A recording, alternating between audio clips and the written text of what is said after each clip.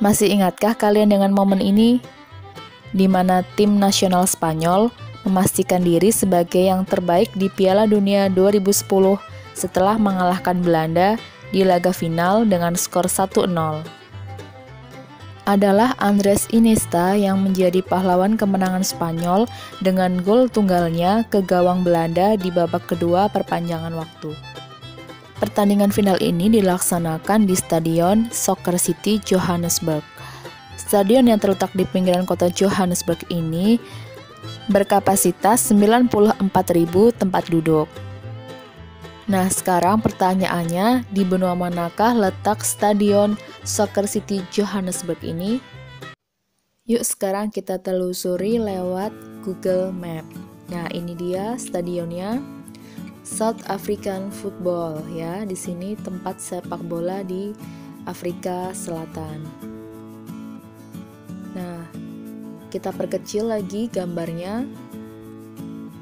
Untuk kita ketahui bersama bahwa stadion ini adalah stadion terbesar yang ada di benua ini. Lalu kita akan melihat bahwa stadion ini berada di negara Afrika Selatan yang beribu kota di Cape Town. Nah, Afrika Selatan ini tentunya ada di benua Afrika. Nah, sekarang kita akan mempelajari atau mengenal lebih dekat tentang benua Afrika.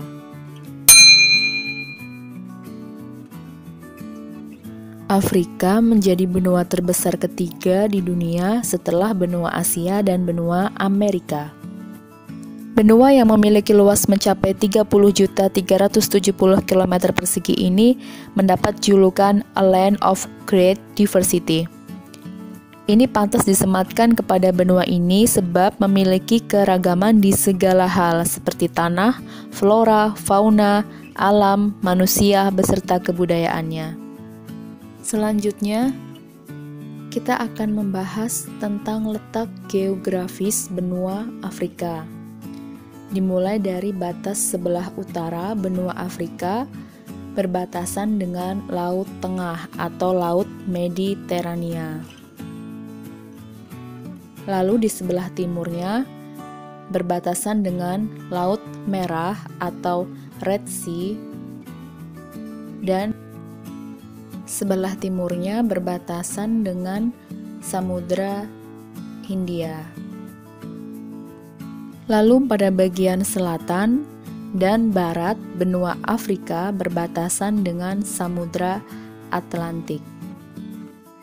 Sedangkan letak astronomis benua Afrika berada di 37 derajat lintang utara sampai 34 derajat lintang selatan dan 17 derajat bujur barat sampai 51 derajat bujur timur.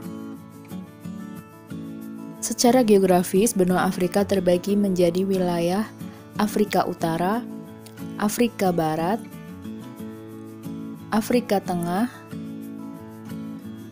Afrika Timur, dan Afrika Selatan. Untuk pembagian iklim di benua Afrika adalah sebagai berikut. Yang pertama adalah daerah iklim sedang atau subtropis, yang meliputi daerah di pantai tenggara Afrika Selatan, wilayah selatan, dan garis balik selatan. Yang kedua adalah daerah iklim tropis. Daerah iklim tropis ini adalah daerah yang berada di sekitar ekuator, yang mengalami curah hujan yang teratur. Akan tetapi, curah hujan semakin berkurang untuk daerah yang semakin jauh dari ekuator. Wilayahnya adalah sepanjang pantai Afrika Barat, Kenya, Uganda, serta bagian pantai di wilayah timur mengalami panas dan hujan sepanjang tahun. Berikutnya yang ketiga adalah daerah iklim gurun. Daerah iklim gurun ini terdapat di wilayah Afrika bagian utara atau wilayah gurun dan sebagian barat daya benua. Daerah beriklim ini dapat mengalami kering sepanjang tahun. Yang keempat adalah daerah iklim Mediterania. Daerah iklim ini terdapat di wilayah paling utara Afrika sekitar Laut Tengah. Yang kelima adalah daerah iklim pegunungan. Daerah iklim ini tentunya terdapat di wilayah pegunungan atau dataran tinggi. Rangkaian pegunungan juga menghiasi benua Afrika, antara lain yaitu Pegunungan Atlas, Pegunungan Ruwenzori, Pegunungan Drakensberg, dan Pegunungan Cameroon. Titik tertinggi di benua Afrika terdapat di Tanzania, yaitu Gunung Kilimanjaro, dengan ketinggian kurang lebih 5.895 meter. Afrika juga memiliki dataran kering yang terkenal yaitu Gurun Sahara, Kalahari, dan Namib. Gurun Namib ini berbatasan langsung dengan Samudra Atlantik loh. Masya Allah, keren sekali ya. Di wilayah Afrika Utara terdapat Gurun Sahara. Padang pasir ini membentang dari Samudra Atlantik ke Laut Merah, dari Laut Tengah di utara sampai ke Sahel di sebelah selatan. Jadi wajar saja ya apabila Gurun Sahara dinobatkan sebagai gurun padang pasir terluas di dunia. Nama Sahara diambil dari bahasa Arab yang artinya padang pasir. Sedangkan titik terendah di benua Afrika terdapat di Danau Asel yang tingkat kedalamannya 155 meter di bawah permukaan air laut. Walaupun bukan merupakan danau terdalam di dunia, tapi Danau Asel ini merupakan danau yang terasin di dunia karena tingkat keasinan airnya mencapai 34,8%, sedangkan di Dead Sea hanya 30%. Bahkan pada kedalaman 20 meter, tingkat keasinannya bisa mencapai 39,8%. Ada yang Nah, sekarang yuk kita jalan-jalan ke negara Mesir. Mesir merupakan negara terbesar di wilayah Afrika Utara. Mesir yang luas tersebut kebanyakan didominasi gurun yang tidak layak untuk dijadikan tempat tinggal, sehingga penduduknya memusat di wilayah lembah Sungai Nil dan di pesisir pantainya.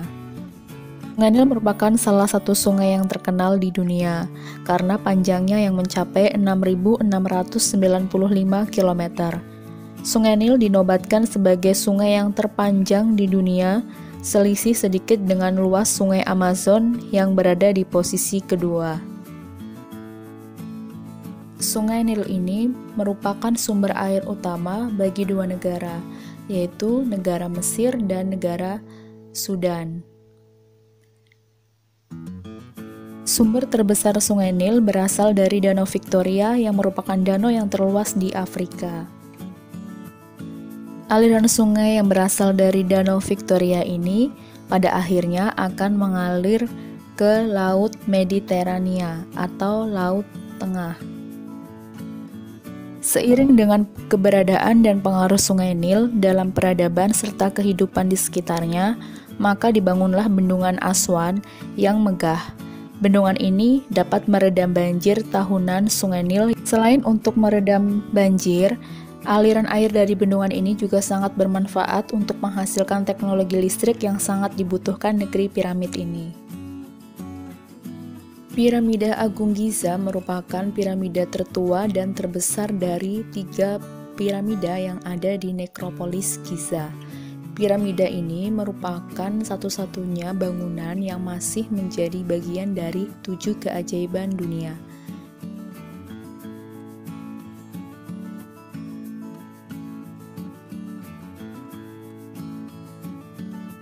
Ketiga piramida ini dibangun pada masa yang berbeda. Yang tertua sekaligus terbesar adalah piramida Khufu yang dibangun pada 2589 dan 2566 sebelum Masehi. Piramida-piramida itu berfungsi sebagai makam raja dan keluarga, serta penyimpanan harta yang digunakan saat memerintah seperti perhiasan, mahkota, hingga mumi kucing. Di antara ketiga piramida megah ini terdapat sebuah patung manusia setengah dewa yang bernama Sphinx, yang dianggap sebagai penjaga makam Firaun. Nah, itu dia tadi sekilas tentang benua Afrika dan tentang negara Mesir. Nah, sekarang coba kalian jawab pertanyaan berikut ini. Bagaimana perekonomian di benua Afrika sebelum dan setelah adanya virus corona atau COVID-19?